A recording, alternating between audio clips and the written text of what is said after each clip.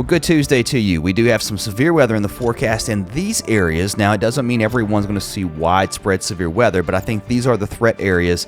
And let's get a little more specific. We'll start off with today. The threat looks like it's highest from the Storm Prediction Center. They're pushing out a lot of Minnesota down through Iowa, particularly eastern and central Minnesota down into central Iowa and parts of Kansas and Missouri.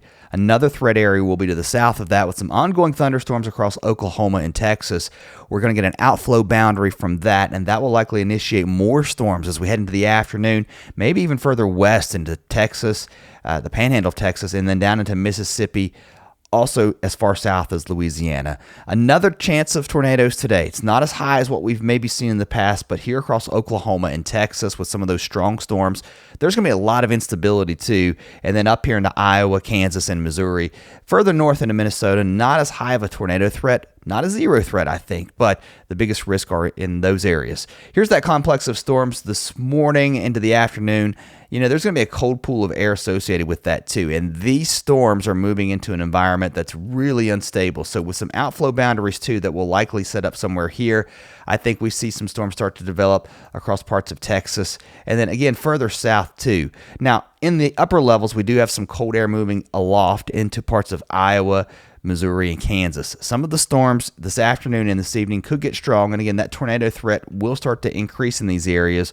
You could see those storms really firing up across Minnesota too. Now, the further north you go, the primary threat up into Minnesota would likely be damaging winds, some hail with an isolated tornado, and then as we head into the overnight, some of those stronger storms start to move into places like Mississippi. Now, in the upper levels, as we look across Texas, again, there's not a lot of bulk shear or change of wind direction with height. There is some. It's not nearly as strong as what we see with a large severe weather outbreak, but there is, especially up here in the parts of Kansas, Iowa, and then up into Minnesota, as this trough swings through, we will see some decent winds aloft here in the upper levels, and that could spin up again some strong thunderstorms. Tomorrow, that threat shifts off to the east, so now we're looking at even parts of Michigan, Ohio, Indiana. Again, this isn't a super high threat, but timing some of these storms out as we move through the afternoon today.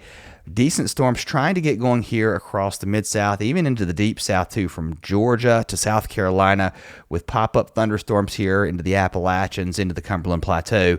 And then here comes some more organized storms that we've been looking at across the west, or to the west, I should say.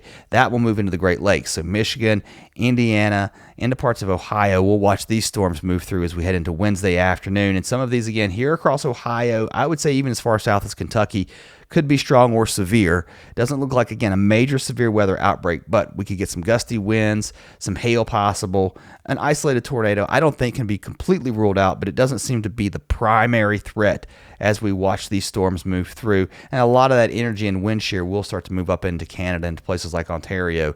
Doesn't mean we're having a high tornado threat there either. It's just that the dynamics really aren't going to be stretched out with this front as everything pushes off to the south.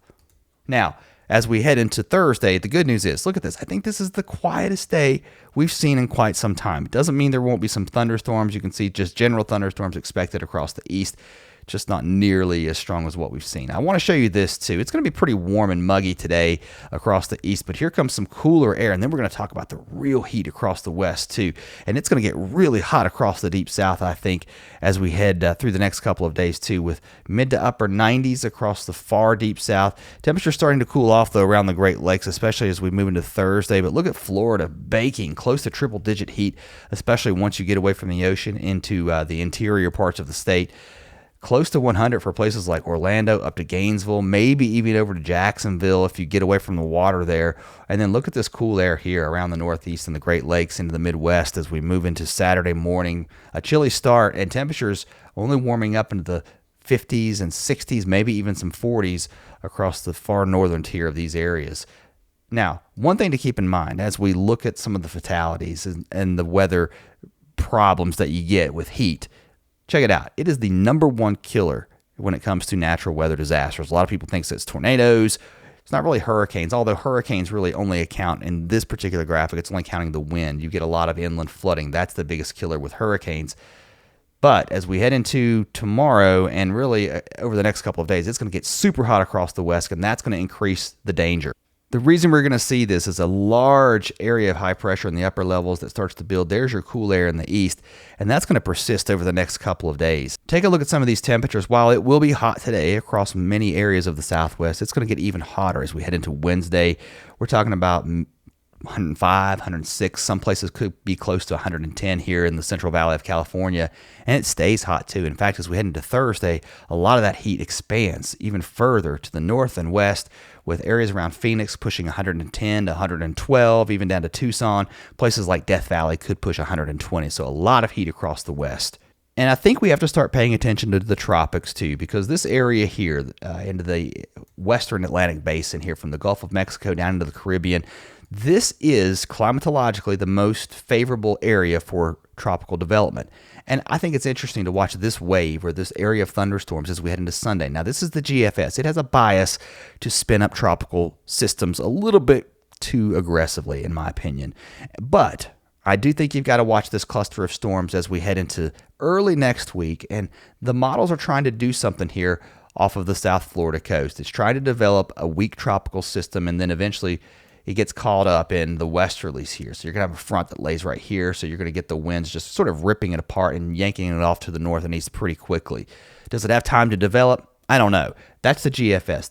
Now, the European, it's not developing anything as aggressively as far as surface low pressure goes. But look, it does have the storms, that cluster of disturbed weather here across the Keys and moving into parts of the eastern Gulf. So I think this area needs watched over the next couple of days. As of right now, the National Hurricane Center says no tropical development expected during the next 7 days. That could change. Again, a lot up in the air, a lot of uncertainty. I'll be watching it too. Now, if you like this kind of stuff, this sort of weather forecasting, I hope you'll come back. It's a relatively new channel here on YouTube. If you look at its overall life, I started doing this right around the first of the year. And thanks to all of you guys who've subscribed. So come on back, and I'll catch you next time.